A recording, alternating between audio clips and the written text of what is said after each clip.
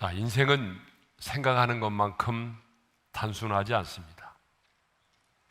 왜냐하면 나 홀로 살아가는 것이 아니라 우리는 이 세상을 살아가면서 여러 사람들과 관계를 맺고 더불어 살아가야 하기 때문에 산다는 게 단순하지 않아요. 참 복잡합니다. 자, 추석 명절에도 보게 되면 친정만 가야 되는 것이 아니에요. 시댁도 가야 합니다. 친정에서 몇 시간을 머무를 것인가? 아니면 시댁은 또 몇 시간을 머물러야 되는가? 이것도 또 계산을 해야 됩니다. 만나는 사람도 내가 만나고 싶은 사람, 내가 원하는 사람만 만나는 것이 아니라 내가 만나고 싶지 않는 사람, 원치 않은 사람도 만나야 되죠. 자, 이런 거 보게 되면 우리 인생은 참 산다는 게 쉽지 않습니다. 특히 믿지 않는 가정에서는 명절 때가 되면 제사의 문제로 얼마나 많은 사람들이 고통을 당하는지 모릅니다. 이렇게 우리 인생이 단순하지 않고 복잡하기 때문에 우리에게는 멘토가 필요하죠. 특별히 하나님의 사람인 우리에게는 우리의 삶 그 자체가 영적인 전쟁이고 또 하나님의 뜻을 분별해야 하고 또 하나님의 뜻을 분별했으면 그 하나님의 말씀을 따라 순종하며 살아야 되기 때문에 우리의 삶에는 영적인 멘토가 필요합니다. 자, 그렇다면 여러분의 인생의 멘토는 누구입니까? 저도 가끔 목사님의 인생의 멘토는 누구십니까? 라고 그런 질문들을 참 많이 받습니다. 목사님의 멘토는 누구세요? 특별히 기자들로부터 그런 질문을 받을 때가 참 많아요. 그런데 안타깝게도 제 목회에 딱히 이분이 저의 목회의 인생의 멘토이십니다 라고 할 만한 분이 계시지를 않아요. 물론 제가 존경하고 따르기를 원했던 그런 분들은 많지요. 목사님 중에도 제가 좀 존경하고 저분을 좀 닮고 싶다, 따르고 싶다 그렇게 생각되어지는 분들이 있어요. 또 우리 장로님들 중에도 정말 저 장로님의 모습은 닮고 싶다,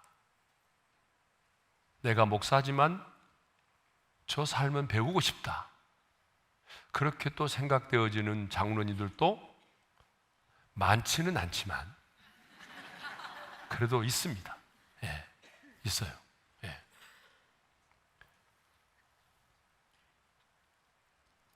누구보다도 저의 아버지는 제가 신앙적으로 가장 존경하는 분이시기도 하죠. 하지만 제가 어려울 때에 언제든지 수시로 찾아가서 제 마음속의 고민을 나누고 또 목회의 상담을 받고 함께 기도해 줄 수 있는 영적인 멘토가 없었어요.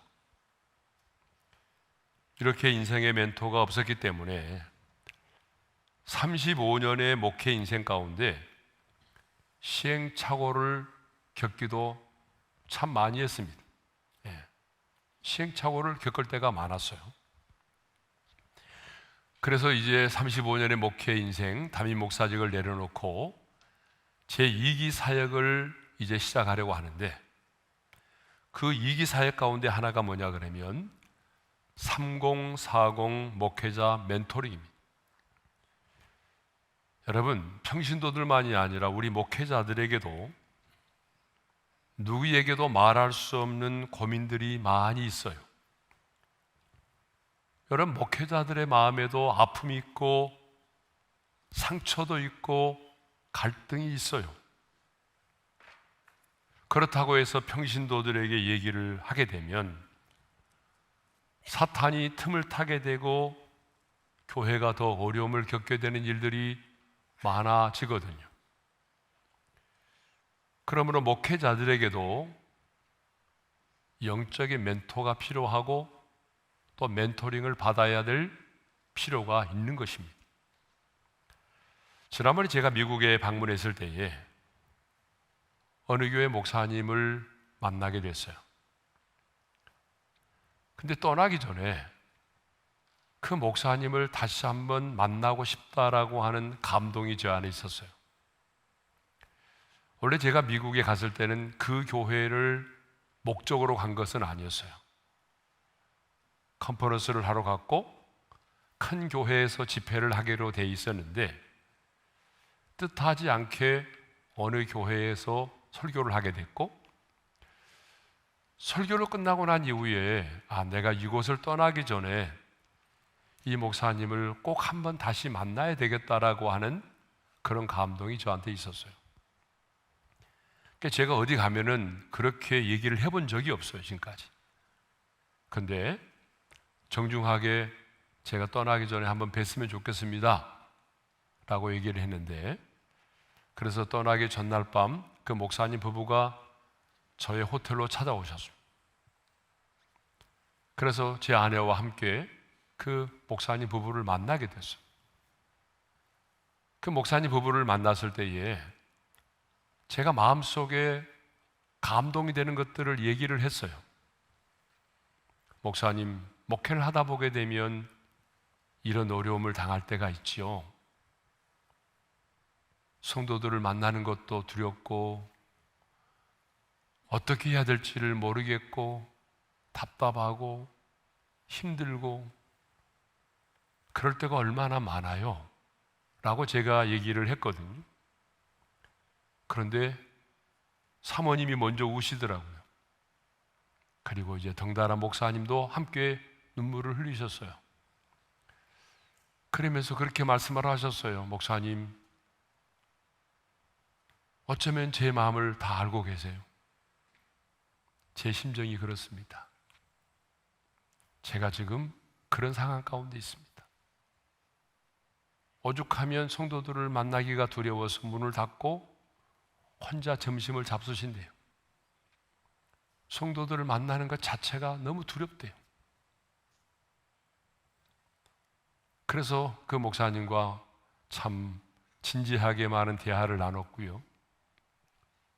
또 이후에 또 다시 다른 곳에서 또 만나서 그분과 여러 가지 신앙적인 조언을 하게 되었습니다. 사실 제가 그 지역을 방문할 때는 그 교회가 아니라 다른 교회 집회를 하기 위해서 갔는데, 떠나올 때는 하나님이 그 교회가 아니라 이 목사님 부부를 만나게 하려고 나를 이곳에 보내셨구나 라고 하는 확신을 갖게 됐어요. 여러분, 무슨 말인가 하면은, 여러분, 우리 목회자들에게도 말할 수 없는 갈등과 고민과 아픔과 상처가 있다라고 하는 거예요. 그러니까 우리 목사님들도 목회자이기 이전에 한 인간이기 때문에 여러분, 멘토링이 필요하다는 얘기입니다. 많은 개척교회 목회자들이 저에게 멘토링을 해달라고 그렇게 강력하게 요청을 하고 있습니다. 그러면 제가 이렇게 묻죠. 아니, 한국교회 목사님들이 너무나 많고 훌륭하신 분들이 이렇게 많은데 왜 하필이면 저한테 이렇게 멘토링을 해달라고 요구합니까? 라고 말하면 이구동성으로 많은 목사님들이 이렇게 말합니다. 물론 한국교회에 훌륭하신 목사님들이 많이 계시지만 그분들은 유학을 갔다 와서 큰 교회의 2대, 3대 목회자가 돼서 개척교회를 하고 있는 자신들의 심정을 모른다는 얘기예요. 저처럼 유학도 안 가고 그냥 맨 땅에 헤딩하는 것처럼 재수생 2명 넣고 교회 개척해서 여기까지 왔기 때문에 20명의 우리 성도들이 20명이었을 때, 30명이었을 때, 우리 교회가 200명이었을 때에 겪고 있는 갈등과 어려움에 대해서 다른 사람은 몰라도 목사님은 충분히 공감하고 이해해 줄 수 있기 때문에 꼭 저에게 멘토링을 해달라고 요구를 하는 거예요. 뭐 생각해 보면 정말 맞는 말 같기도 합니다. 왜냐하면 저는 정말 2명의 우리 재수생들과 함께 교회를 개척했기 때문에 그 개척교회 목회자의 심정을 누구보다도 잘 알고 있습니다. 예? 저의 선배 목사님이 저한테 이런 얘기를 해줬어요. 제가 개척을 하려고 할 때 개척교회가 얼마나 어려우냐. 본인은 새벽기도 할 때마다, 저도 새벽기도 할 때 한 명의 교인도 없었다고 그랬잖아요. 제 안에 한 사람 놓고 설교를 했는데 아이들이 울고 그러면 울음소리와 함께 사라져버리고, 그러면 저는 이제 벽을 보고 설교를 하고 그런 적이 참 많았는데, 그러니까 개척교회 심정을 알죠. 근데 그 선배 목사님이 이런 얘기를 하시더라고요. 새벽에 아무도 안 오니까 이렇게 기도를 했대요. 하나님, 지 새끼 한 마리라도 문 열고 들어오게 해주세요. 여러분, 그게 개척교회 목회자의 마음입니다. 지 새끼 한 마리라도 문이 딱 열리면서 들어오게 해달라는. 근데 한 번은 진짜 설교를 하는데 지 새끼가 들어오더래요. 그래서 본인이 할렐루야 그랬다고 그러잖아요. 여러분, 성도도 아닌 지 새끼가 한 마리 들어와도 할렐루야라고 말할 만큼 그게 개척교회 목회자의 심정입니다. 예. 저는 개척교회 목회자들의 심정을 그래서 알아요. 그들의 배고픔이 무엇인지, 겪고 있는 갈등이 무엇인지 다는 모르지만 어느 정도는 알 수 있을 것 같아요. 예. 그래서 저의 이기 사역이 3040 우리 젊은 목사님들 멘토링을 하고자 합니다. 그분들과 함께 밤을 새우면서 이야기도 나누고 공감도 하고 때로는 위로도 해드리고 때로는 함께 기도하고 때로는 말씀으로 조언하고, 이러면서 제 2기 사역을 하려고 합니다. 너무 감격스럽죠, 벌써부터. 왜 이 멘토링을 통해서 우리 목사님들이 잃어버린 사명을 회복하고 다시 비전을 되찾고 다시 무릎을 꿇고 기도하고 다시 목회 현장으로 돌아가서 소망을 가지고 목회하게 된다는 그 모습들을 바라보게 되면 2기 사역이 굉장히 흥분이 되고 하나님이 어떤 열매를 맺게 하실까라는 기대감이 있는 거죠. 저는 이런 기대감을 가지고 준비를 하고 있는데, 또 한편에서 어떤 분들은 은퇴했으면 저 시골에 가서 농사나 지어야지 이렇게 말하는 분도 또 없지 않아 있어요. 제가 여러분 은퇴했으니까 시골 가서 농사 지면 좋겠어요? 그것은 하나님의 부르심의 소명이 다 달라요. 그러니까 한 사람의 목회자를 기준으로 해서 그렇게 판단하는 것은 그것은 잘못된 일이죠. 왜냐하면 우리를 부르신 분이 하나님이시고 부르심의 소명이 너무나 다르기 때문에 한 사람의 목회자를 그렇게 판단하고 평가하는 것은 그것은 엄청난 교만입니다. 내가 알고 있는 걸 당신도 알고, 내가 알고 있는 걸 당신도 알게 된다면 이라고 하는 굉장히 유명한 책이 있습니다. 저자인 코넬대의 칼 팔레머 교수는 이 책을 어떻게 썼냐 그러면 5년에 걸쳐서 1000명이 넘는 70세 이상의 각계각층의 사람들을 전화로 면접하는 것이 아니라 직접 찾아다니면서 통찰 깊은 조언을 구하였습니다. 지금껏 인생을 살아오면서 얻은 가장 소중한 것이 무엇입니까? 인생에 있어서 가장 후회스러운 것은 무엇입니까? 이런 질문을 통해서 우리가 알아야 할 인생의 지혜와 조언들을 발굴해 냈어요. 그래서 인생의 현자여 산증인인 그분들의 증언을 한 권의 책으로 냈는데, 그 책이 바로 내가 알고 있는 걸 당신도 알게 된다면 이라고 하는 그런 참 좋은 책입니다. 이 책에는 우리 인생에 가장 관심 있는 주제인 결혼, 일, 그리고 나이듭, 행복에 대하여 다루고 있습니다. 도움이 될 만한 내용들이 참 많이 있는데 다 소개할 수는 없고 두 가지 영역만 간단히 이 책의 내용을 소개하고자 합니다. 행복한 결혼 생활을 위한 5가지 조언이 있는데 이건 진리는 아닙니다. 그분의 책의 내용입니다. 첫째로, 결혼은, 행복한 결혼을 하려면 비슷한 사람과 결혼하라, 그런 얘기입니다. 가장 핵심적인 가치관과 배경이 비슷하게 되면 행복한 결혼 생활을 할 수 있다는 얘기입니다. 결혼 후에 배우자의 태도나 가치관을 바꾸겠다는 생각은 아예 하지 마라, 뭐 그런 내용이죠. 상당히 공감되는 내용이죠. 두 번째로, 설렘보다 우정을 믿어라, 그런 내용입니다. 평생 한 사람과 살다 보게 되면 가슴 두근거리는 열정은 변하기 마련이다. 그렇죠? 여러분, 신혼 때는 가슴이 두근두근거리지만 어때요? 신혼 때는 떨리지만 나중에는 졸려로 바뀌잖아요. 그러니까 사랑도 중요하지만 깊은 우정을 느끼는 사람과 결혼하라는 거예요. 세 번째로, 결혼은 반반씩 내놓는 것이 아니다. 부부 관계가 늘 50대 50으로 공평해야 된다라고 하는 태도는 버리라고 하는 것입니다. 내가 준 만큼 정확히 받을 수는 없다는 거예요.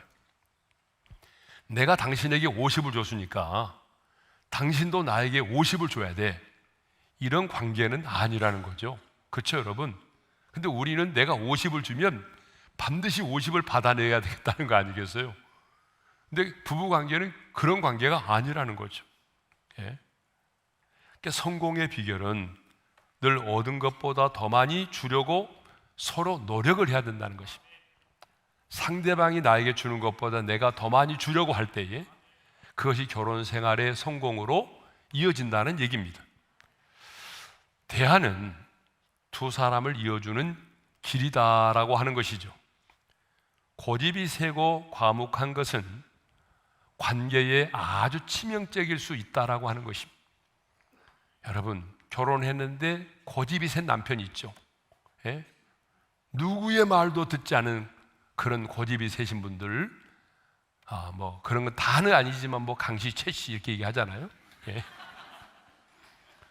오랫동안 부부로 지낸 이들은 모두 특징이 있는데 수다쟁이라는 수다쟁이. 그러니까 오랫동안 부부로 지낸 사람들의 특징이 뭐냐 그러면 굉장히 말이 많다는 거예요. 수다쟁이. 최소한 한 사람이라도 말을 많이 하는 사람이라는 거예요. 최소한 한 사람이라도 말을 많이 하는 사람들이 결혼 생활을 오랫동안 한다는 거예요. 또 5번째는 배우자만이 아니라 결혼과도 결혼한 것이다. 그러니까 결혼관에 충실하고 그 개념을 진지하게 생각하라는 것입니다. 당장 필요한 것보다는 결혼이라고 하는 것이 얼마나 더 중요한 것인가를 성찰해야 된다는 거예요.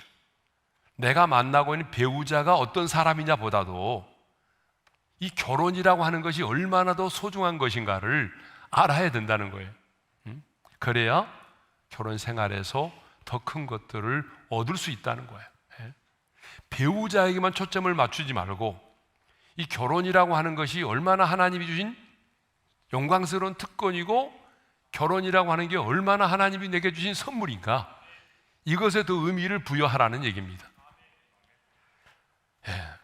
또 후회할 일을 만들지 않기 위한 5가지 조언이 있어요. 첫째로, 정직하라입니다. 훗날 당신이 가장 후회하게 될 일은 바로 그건 크든지 작든지 간에 정직하지 못했던 행동들이라는 거예요. 그러니까 언젠가는 후회를 하게 되는데 그게 뭐냐 그러면 정직하지 못했던 것들을 꼭 후회를 하게 된다라고 하는 거죠. 공명정대하지 못했던 사람들은 훗날에 크게 후회하면서 고통스러워하는 경우가 대부분이기 때문에 지금 조금 힘들더라도 정직하라. 예. 자, 두 번째로 기회가 묻거든 네 하고 대답하라는 것입니다. 새로운 기회나 도전할 일이 생겼을 때에 긍정적으로 받아들이면 그렇지 않는 경우보다 훨씬 후회가 적다라고 하는 얘기입니다. 예. 세 번째로는 더 많이 여행을 하라. 할 수 있는 한 필요하다면 다른 일을 포기하더라도 여행을 좀 많이 다녀라. 대부분의 인생의 현자들이 여행 경험이 삶의 중요한 부분이라고 회상을 한다는 것입니다. 시간이 지나고 나면 그때 우리 여행했을 때 참 좋았지, 이렇게 그때의 여행했던 것들을 회상을 하게 된다는 것이죠. 그리고 그때의 젊은 날에 내가 건강할 때 왜 여행을 하지 못했을까 하는 것들에 대하여 후회를 한다는 것입니다. 네 번째는 배우자를 고를 때는 신중 또 신중하라는 것입니다. 중요한 것은 빠른 결정이 아니다라고 하는 거예요. 나이가 들었다고 해서 빨리 결혼해야지, 또 기분 나쁘다고 그래서 이 사람을 만나야지. 예전에 제가 그럴 뻔했다고 그랬잖아요. 한번 예전에 제가 한번 그럴 뻔했어요. 다 아는 얘기잖아요. 모르세요? 또 한 번 해요? 제 아내가 여기 있는데 또 해야 되겠네요. 제 아내하고 이제 제가 2년 동안 교제를 했는데, 아내의 그 가족들이, 장인 장모 또 처남 처제들이 예수를 안 믿으니까 엄청나게 제 결혼을 반대했다니까요. 전화도 안 바꿔주고 제가 수모를 당했어요. 그래서 내가 작심을 했어요. 중매 들어오면 내가 결혼을 그 여자하고 하겠다. 근데 진짜 선이 들어왔어요. 근데 내가 그때 마음을 다짐을 하고 나갔어요. 웬만하면 오늘 이 여자하고 내가 결혼한다. 그래서 제가 다짐을 하고 갔어요. 화가 나가지고. 근데 하나님이 막으셨어요. 청량리 맘모스 호텔에 갔는데, 예전에 청량리 맘모스 호텔이 선을 많이 보는 곳입니다. 가는데 나오신 분이 상상을 초월한 분이 나오셨어요. 도저히 사모로서는 용납이 안 되는, 이태리에서 유학하고 오신 분이, 대학교 강사로 계시는 분인데 머리가 아주 쇼커트, 그리고 가죽 치마, 미니스커트, 빨강 스타킹, 가죽 자켓. 이분하고 식빵 가면 교인들이 다 힘들 것 같아요. 그래서 안 만났어요. 그리고 끝났어요. 그리고 제 아내한테 얘기를 했어요. 내가 화가 나서 그 여자를 만났다. 그래서 제 아내가 얼마나 기분 나쁘겠어요. 지금도 제 아내는 가끔 그 얘기합니다. 아이들한테, 우리 애들한테. 너네 아빠는 그런 사람이란다, 이렇게. 자, 결혼은 어떻게 하라고요? 우리가 신중하게 하라, 신중하게. 저처럼 이렇게 기분 나쁘다고 그래서 만나가지고 하려고 하지 말고, 배우자를 고를 때는 신중 또 신중하라. 충분히 시간을 두고 미래의 배우자를 알아가야 하고, 남은 평생을 정말 함께 할 수 있는 사람인가를 살펴본 후에 결정을 하라는 얘기입니다. 다섯 번째는 하고 싶은 말이 있다면 바로 지금 하라. 결국 그렇게 되었을 수도 있었는데 라는 슬픈 말로 끝나는 경우가 많다는 것이죠. 마음속 깊숙한 곳에 있는 진심을 나눌 수 있는 유일한 순간은 그 사람이 살아있을 때라는 거죠.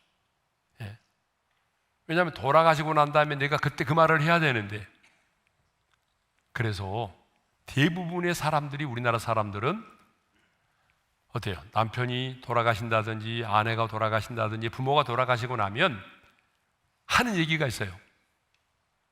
사랑한다는 말을 왜 못했을까? 용서한다는 말을 왜 못했을까? 다 그 후회예요. 그러니까 우리가 용서한다는 말도 사랑한다는 말도 살아있을 때 하라는 거예요. 살아있을 때. 예. 자, 그러니까 내가 알고 있는 걸 당신도 알게 된다면이라고 하는 이 책에서 보듯이 앞서 이 세상을 살았던 사람들의 지식과 경험이 오늘 이 시대를 살아가는 우리들에게 얼마나 많은 도움이 되는지 모릅니다. 그러므로 이 시대를 살아가는 우리들에게는요, 멘토가 필요합니다. 그리고 우리는 멘토링을 받아야 될 필요가 있어요. 그래서 오늘은 특별히 형통과 번영의 삶을 살았던 이 우시야 왕에 대하여 생각을 하면서 우시야 왕의 이런 형통과 번영은 하나님의 특별한 도우심이기도 하지만 또 한편으로 보게 되면 하나님께서 그의 인생에 두 사람의 멘토를 허락해 주셨기 때문이라는 것입니다. 그래서 우시야 왕이 이런 형통과 번영의 축복을 누렸다라고 하는 거예요. 그래서 하나님이 형통케 하셨고 하나님이 도우셨다라고 하는 말씀은 이제 이 다음에 우리가 또 생각을 해보기로 하고, 오늘은 그 우시야 왕의 이런 형통과 번영은 하나님의 특별한 도움이기도 하지만 또 하나님께서 그의 인생에 두 사람의 멘토를 허락해 주셨기 때문이다 라고 하는 부분들을 생각해 보도록 하겠습니다. 자, 그럼 먼저 우시야 왕이 누구인지에 대해서 생각을 해보도록 하겠습니다. 역대하 26장은 유다 왕 우시야에 대하여 다루고 있습니다.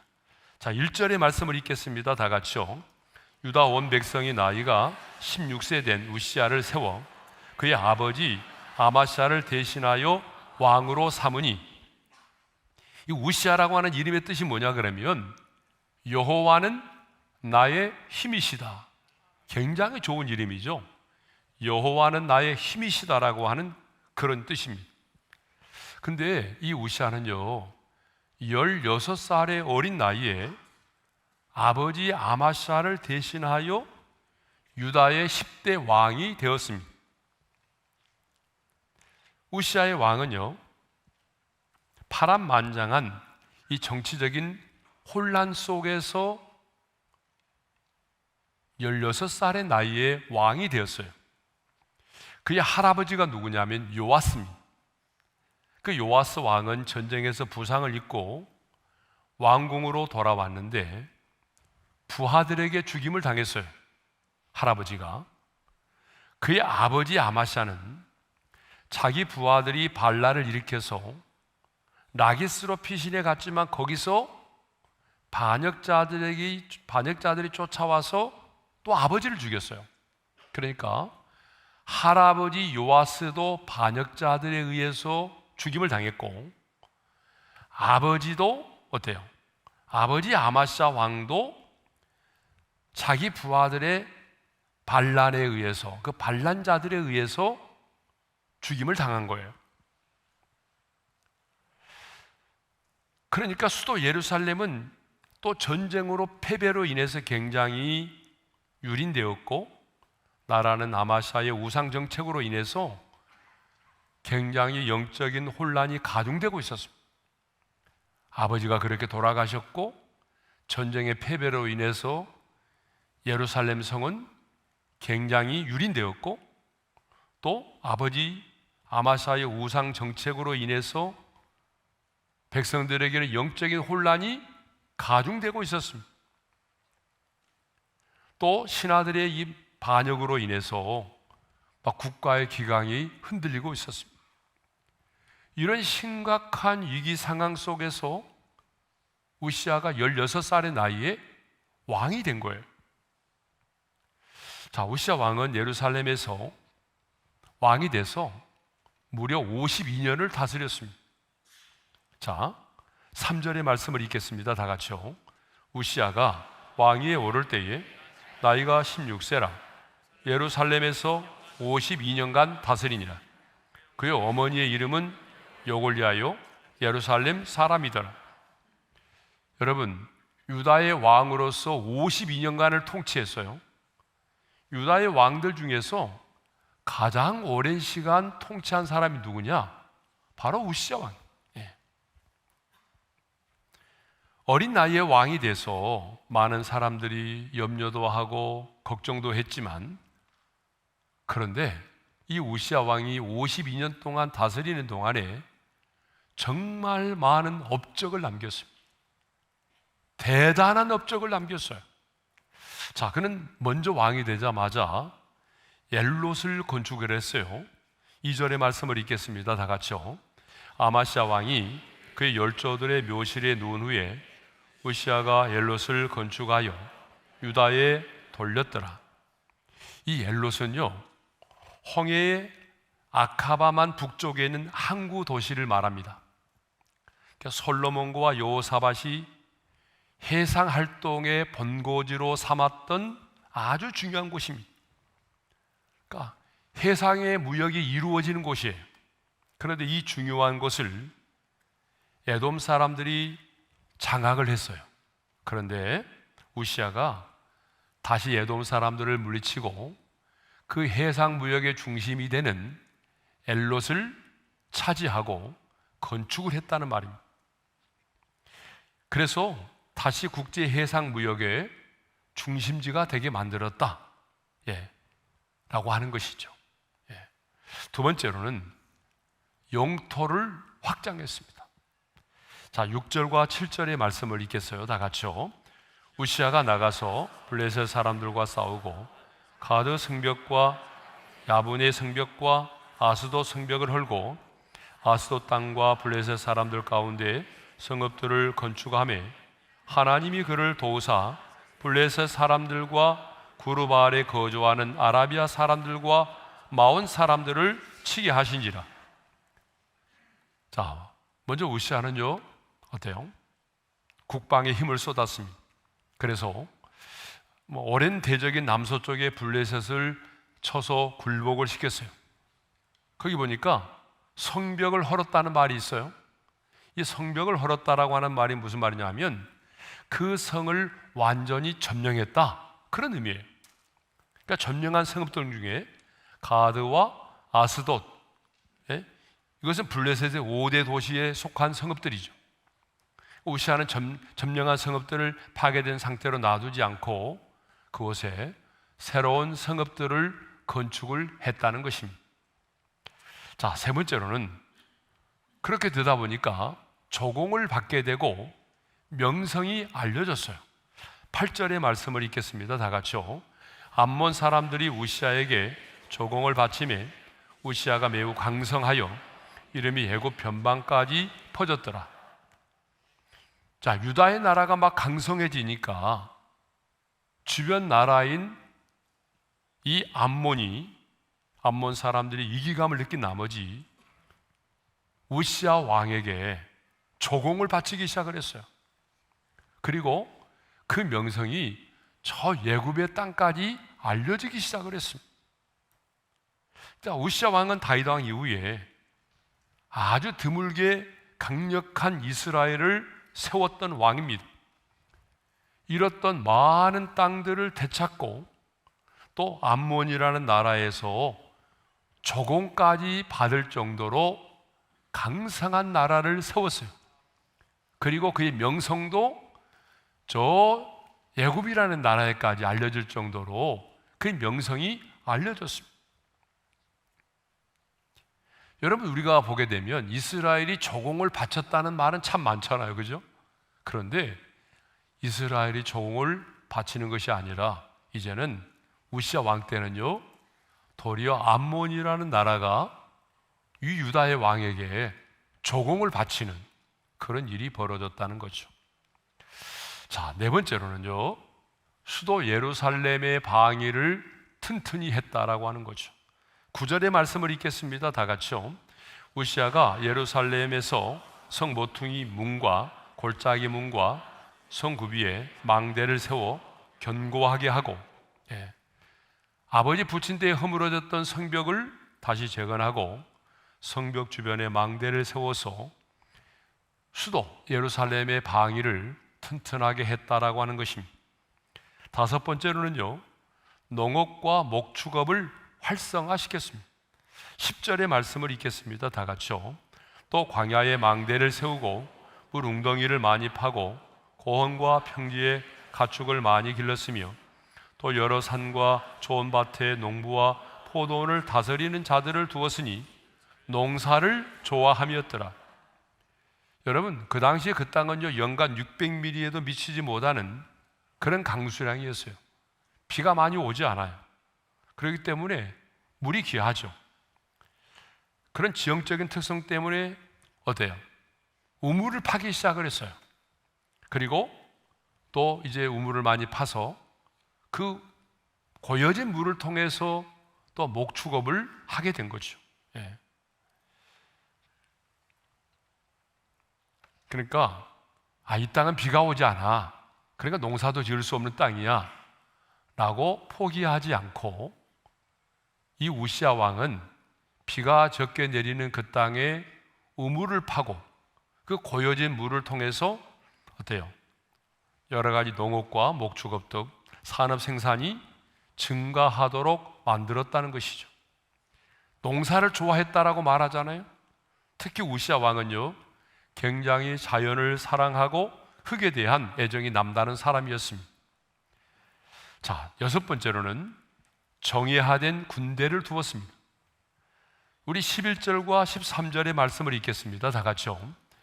우시야에게 또 싸우는 군사가 있으니 서기관 여이엘과 병영장 마아세야와 직접 조사한 수요대로 왕의 지휘관 하나냐의 휘하에 속하여 때를 지어 나가서 싸우는 자 족장의 총수가 2600명이니 모두 큰 용사요 그의 휘하의 군대가 30만 7500명이라 건장하고 싸움에 능하여 왕을 도와 적을 치는 자이며. 여러분, 왕에게 군사가 없다면 제대로 역할을 수행할 수가 없죠. 그러니까 제대로 된 군사가 있어야 나라를 지킬 수가 있는 거 아니겠어요? 군사가 있다고 해도 조직된 군사가 아니면 전쟁에서 아무 쓸모가 없는 거죠. 그래서 어떻게 했느냐, 우시야 왕은요 군대를 조직을 했습니다. 우시야 왕은 군대 30만 7,500명을 정예 군인으로 만들기 위해서 2,600명의 장교를 세우고 그들을 다스릴 수 있는 총사령관 하나냐를 세웠습니다. 그러니까 군대를 조직한 거죠. 예? 그런데 이들이 어떤 자들이냐? 13절에 보니까 뭐라고 되어 있어요? 자, 그들은 건장하고 싸움에 능하여 왕을 도와 적을 치는 자다라고 말하고 있습니다. 예. 자, 7번째, 전략 물자를 준비하고 신무기를 개발했다라고 하는 거죠. 14절과 15절 상반절의 말씀을 읽겠습니다. 다 같이요. 우시야가 그의 온 군대를 위하여 방패와 창과 투구와 갑옷과 활과 울맷돌을 준비하고 또 예루살렘에서 재주 있는 사람들에게 무기를 고안하게 하여 망대와 성곽위에 두어 화살과 큰 돌을 쏘고 던지게 하였으니. 여러분, 군대만 조직한 게 아니에요. 전략 물자를 준비했어요. 예? 여러분, 싸우려고 하게 되면 전략 물자가 필요하잖아요. 그래서 군대를 위해서 방패와 창과 투구와 갑옷과 활과 물맷돌을 준비하게 했습니다. 또 예루살렘에 신무기 병기 공장을 세우고 또 유명한 발명가들을 모아서 신무기를 개발해서 성의 망대와 성곽에서 적을 공격하고 또 적이 공격해 올 때에 방어할 수 있는 신무기들을 제작을 해서 설치했다는 것입니다. 신형 무기 투석기를 제작을 한 거죠. 예. 뭐 신형 무기라고 해서 뭐 원자탄이 아니잖아요. 그 당시에는. 예. 자, 이런 우시야 왕의 형통과 번영에 대해서 성경은 이렇게 말하죠. 하나님이 형통하게 하셨다. 예? 자, 우리 5절 하반절의 말씀을 읽겠어요. 그가 여호와를 찾을 동안에는 하나님이 형통하게 하셨다. 그러니까 우시야 왕이 이렇게 전쟁을 통해서 승리하고 엘롯을 건축하고, 해상의 무역 기지를 만들고 군대를 조직하고 조공도 받게 되고 신무기를 개발하게 되고 예루살렘을 방위를 튼튼하게 하고 그의 명성이 저 다른 나라에까지, 애굽에까지 그 명성이 알려지게 된 것은 하나님이 그를 형통하게 하셨기 때문이라는 것입니다. 그러니까 원인이 뭐예요? 하나님이세요. 하나님이 하셨다는 거죠. 또 우시야 왕이 계속되는 전쟁에서 승리할 수 있었던 것 역시 하나님이 도우셨기 때문이라고 분명히 말씀하고 있어요. 자, 우리 7절의 말씀도 읽겠습니다. 하나님이 그를 도우사 블레셋 사람들과 구르바알에 거주하는 아라비아 사람들과 마온 사람들을 치게 하신지라. 하나님이 우시야 왕을 도우셨다라고 말하죠. 하나님이 그를 도우셨기 때문에 이런 계속되는 전쟁에서 승리할 수 있었다라고 하는 것입니다. 그러니까 우시야의 이런 번영과 형통은 하나님이 그를 형통케 하셨고 하나님이 그를 도와주셨기 때문에 가능한 줄로 믿습니다. 그런데 우시야가 이렇게 승리하고 형통하게 된 것은 또한 하나님이 그를 위하여 준비시켜둔 두 사람의 멘토가 있었기 때문이라는 거예요. 그러면 이 두 사람의 멘토가 누구냐? 사실 우시야는요, 어린 시절 아버지 아마샤의 그 말년에 비참한 리더십 밖에는 보고 자란 것이 없어요.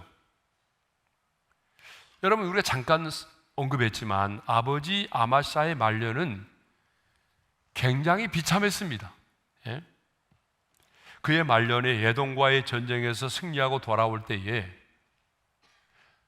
그 예동과의 전쟁에서 승리하고 돌아왔다면 마땅히 하나님께 영광을 돌려야 되는데 하나님께 영광을 돌리기보다는 그 세일 자손의 신들을 가지고 와서 자기의 신으로 세우고 그것들 앞에서 경배하고 분향을 했다는 것입니다. 이게 하나님 앞에 얼마나 가증스러운 일입니까?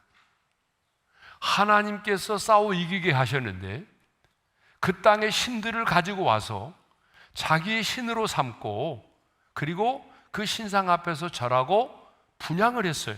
우상을 숭배한 것입니다. 이에 여호와 하나님이 노하셔서 선지자를 보내가지고 예돔의 신이 그의 백성들도 왕의 손에서 구원하지 못하였거늘 어찌하여 그 신들에게 구하느냐라고 하나님이 선지자를 통하여 질책을 했어요. 그러면 여러분, 질책을 받으면 그 왕이 깨닫고 내가 잘못했습니다 라고 해야 되는데 왕은 선지자의 말이 끝나지도 않았는데 누가 너를 왕의 모사로 삼았느냐고 하면서 그 말을 그치라고 그렇게 다그쳤습니다. 이때 여호와 하나님은 경고를 듣지 아니한 아마샤를 멸하기로 결정하셨습니다. 이후 아마샤는 북이스라엘과 전쟁에서 패하였고 예루살렘으로 돌아오게 되었는데 반역한 무리들에 의해서 도망가다가 라기스에서 죽음을 맛보고 말았습니다. 이렇게 아버지의 말년의 비참한 모습밖에는 보고 자란 것이 없는데 어떻게 이렇게 우시야는 탁월한 리더가 될 수 있었느냐라고 하는 거예요. 그 비결은 바로 멘토가 있었기 때문에. 하나님께서는 아버지 대신에 두 명의 멘토를 우시야 왕에게 붙여주셨어요. 그 첫 번째 멘토가 누구냐? 바로 어머니 여골랴입니다. 하나님이 붙여주신 첫 번째 멘토가 누구라고요? 어머니 여골랴. 여골리야. 잘못하면 골 때리는 여자 이렇게 말하면 안 됩니다. 그냥 여골리야. 예. 그의 어머니의 이름은, 자 3절에 보니까 이렇게 돼 있어요. 다 같이요. 그의 어머니의 이름은 여골리야요 예루살렘 사람이더라. 자, 성경을 보게 되면 어머니의 이름을 언급한 다음에 곧 이어서 나오는 말이 바로 이 말입니다. 4절입니다. 다 같이요. 우시야가 그의 아버지 아마샤의 모든 행위대로 여호와 보시기에 정직하게 행하며. 여러분, 우리는 방금 전에 지금 우시야의 아버지의 인생의 말년이 얼마나 비참했는가를 살펴보았어요. 그렇죠? 예, 말년이 얼마나 비참했어요. 예? 자, 이것을 보게 되면 어머니 여골리아가 아들 우시야를 제대로 가르쳤다는 것을 알 수가 있어요. 사실 아마샤에 대한 이 말은 우시야가 이 세상에 태어나기 이전의 아버지의 모습이에요. 그러니까 4절에 보게 되면 우시야가 그의 아버지 아마샤의 모든 행위대로 여호와 보시기에 정직하게 행했다. 이것은 말년의 모습이 아닙니다. 엄밀하게 말하면 우시야가 태어나기 이전의 모습이에요. 예? 그런데 이 경건한 어머니 여골리아가 바로 자신의 아버지, 그러니까 우시야 왕의 아버지의 그 초창기 때의 모습, 그 전성기 때의 경건하고 탁월한 리더십을 마음에 새겼다가 어린 아들에게는 아버지의 말년의 모습이 아닌, 아버지가 정말 그 왕이 되었을 때에, 처음 왕이 되었을 때에 전적으로 하나님을 의지하고 하나님을 신뢰하고 여호와 앞에서 정직하게 행했던 그때의 그 모습을 가지고 이 아들 우시야에게 아버지의 모습을 전수시켜 주었다라고 하는 것입니다. 많은 경우에 어머니들이요, 자식들 앞에서 자기 남편의 흉을 볼 때가 많아요. 니네 아버지는 그런 사람이란다, 이렇게.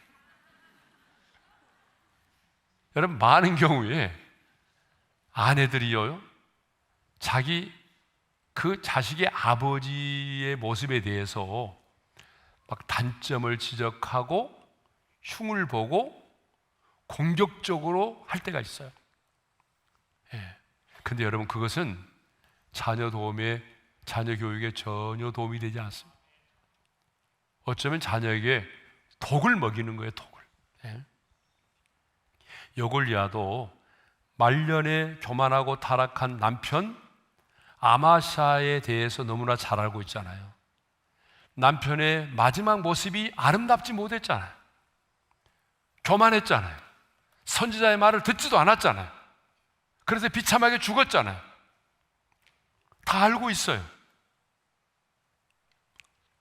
그렇지만 이 어머니 여골리아는 정직했던 아버지가 그 왕이 되었을 때 얼마나 하나님 앞에서 정직하고 또 하나님을 의지하고 경건했던 그 모습, 그 리더십만을 자녀에게 가르쳤다는 얘기입니다. 그래서 우시야가 그토록 나라가 힘든 시절에도 아버지가 없음에도 불구하고 훌륭한 왕이 될 수 있었다라고 하는 것입니다. 그러니까 하나님께서 그의 아버지 대신에 훌륭한 영적인 멘토인 어머니 여골리아를 우시야 왕에게 붙여주셨기 때문이라는 것입니다. 자, 성경을 보게 되면 왕의 어머니들의 이름이 참 많이 나오죠. 왕들이 나올 때마다 그의 어머니는 누구이고 이런 말이 참 많이 나와요. 네. 자, 역대하 24장 1절과 2절의 말씀을 한번 읽어볼까요? 다 같이요. 요아스가 왕위에 오를 때에 나이가 7세라 예루살렘에서 40년 동안 다스리니라. 그의 어머니의 이름은 시비아요 부엘세바 사람이더라. 제사장 여호야다가 세상에 사는 모든 날에 요아스가 여호와 보시기에 정직하게 행하였으며,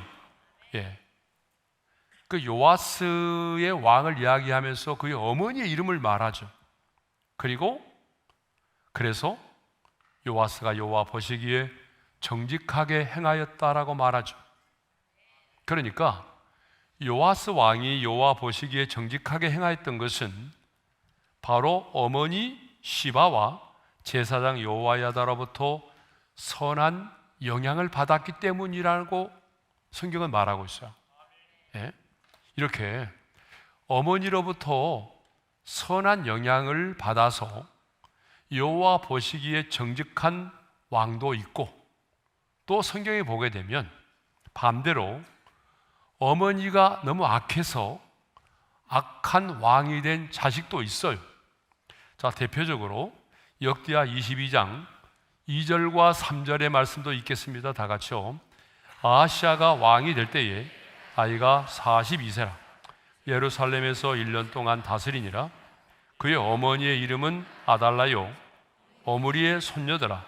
아하시아도 아합의 집 길로 행하였으니 이는 그의 어머니가 깨어 악을 행하게 하였음이. 따라서 합시다. 그의 어머니가 깨어 악을 행하게 하였음이라. 그러니까 아하시아 왕의 어머니는 이세벨의 딸이었어요. 그녀도 자신의 어머니의 행위를 본받아서 우상을 섬겼고 악한 일들을 행했습니다. 그러니까 악한 어머니로 인해서 자녀가 어떻게 됐어요? 우상을 섬기고 악한 일들을 하게 되었다라고 하는 거예요. 그러니까 어머니로 인해서 어때요?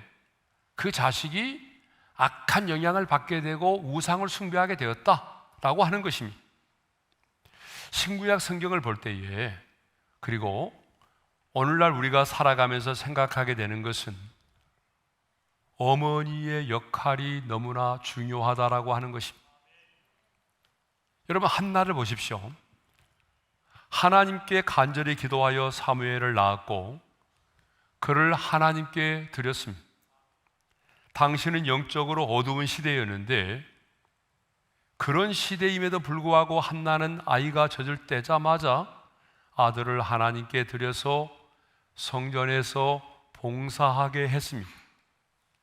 그는 이스라엘 백성의 사사가 돼서 하나님의 백성들을 가르치고 그들을 하나님께 인도하는 큰 일을 하게 되었죠. 그가 이스라엘 백성들에게, 여기서 그는 사무엘을 말하죠.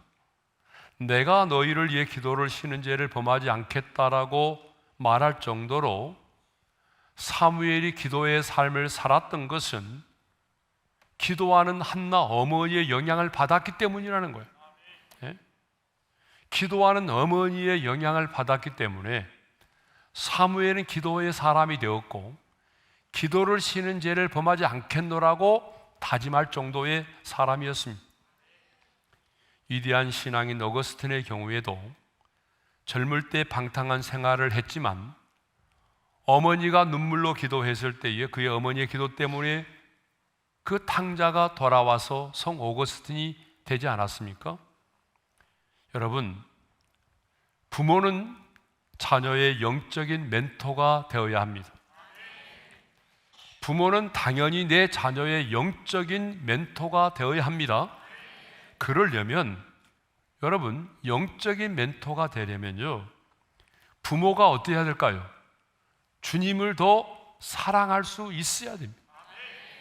내가 주님을 사랑하면서 내 자녀들에게도 주님을 사랑하라고 말할 수 있는 거 아니겠어요?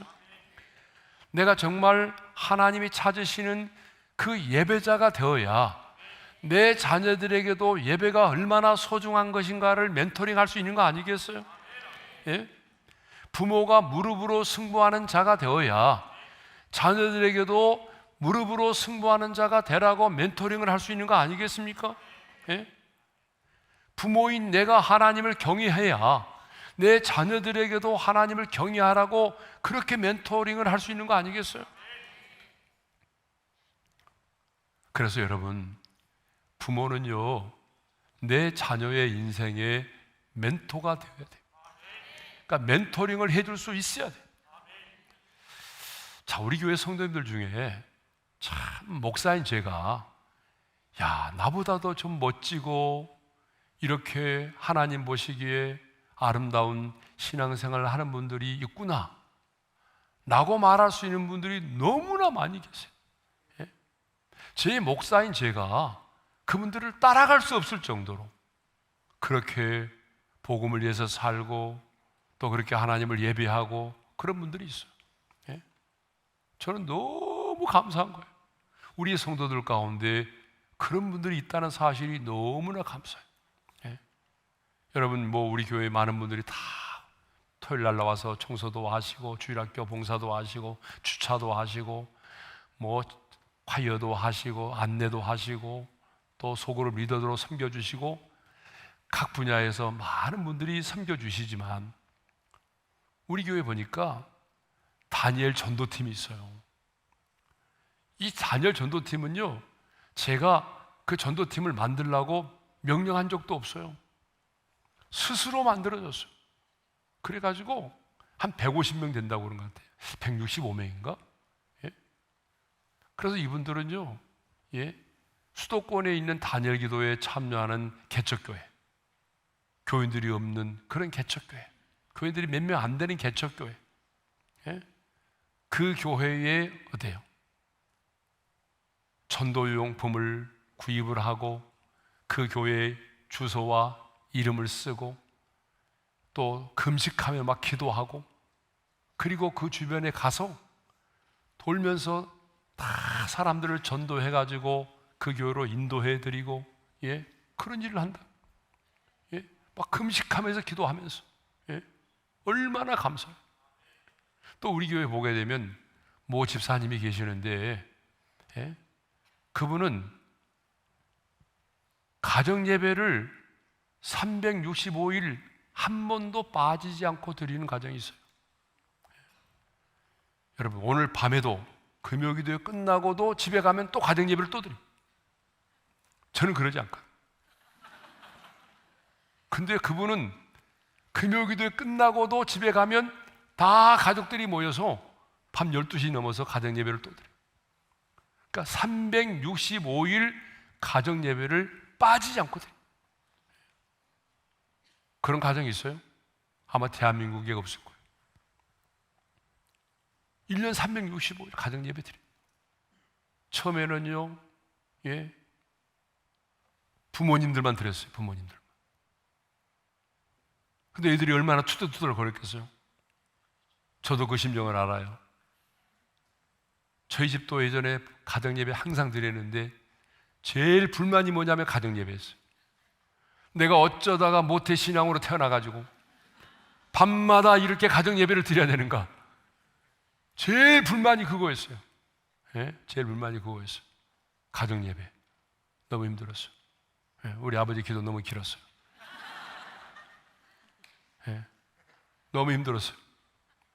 근데 그 가정은 자녀들이 기도를 시키면 20분 이상 한대요, 막.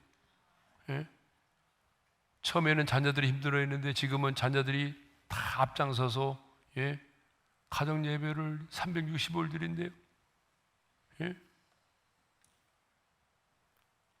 여러분, 부모는요 당연히 내 자녀들의 인생의 멘토가 되어줘야 돼요.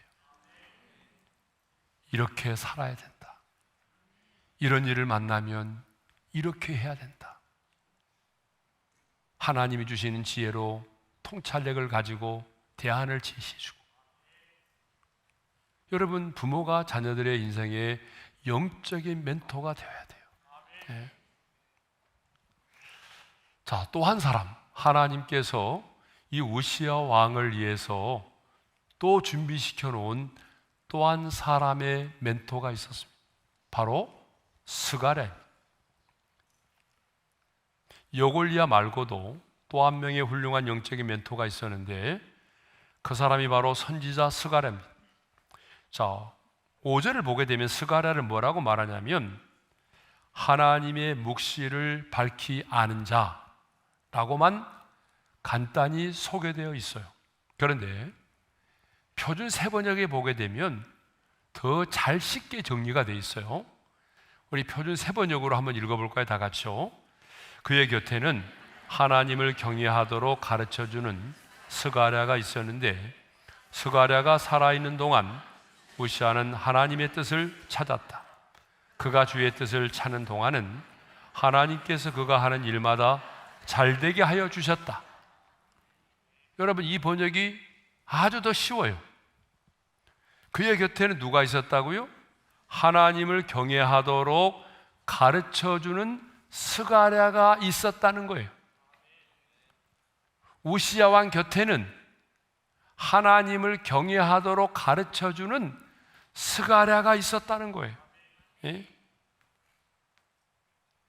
즉, 그는 어떤 인간적인 술수나 야심이 없이 오직 하나님의 말씀에만 근거해서 항상 왕에게 영적인 조언을 해주는 사람이 있었다는 거죠. 두려울 때는 하나님의 말씀으로 위로하고 격려도 해주었겠죠. 복잡한 문제를 만나면 하나님이 주신 지혜로 하나님의 뜻을 분별할 수 있도록 해주었겠죠. 할아버지 요아스 왕에게 제사장 여호야다가 있어서 선정을 할 수 있게 해주었던 것처럼 우시아에게는 선지자 스가랴가 있어서 항상 그의 리더십을 영적으로 바로 잡아주었다는 것입니다. 그 결과 스가랴가 사는 날 동안에는 우시아가 하나님을 찾았대요.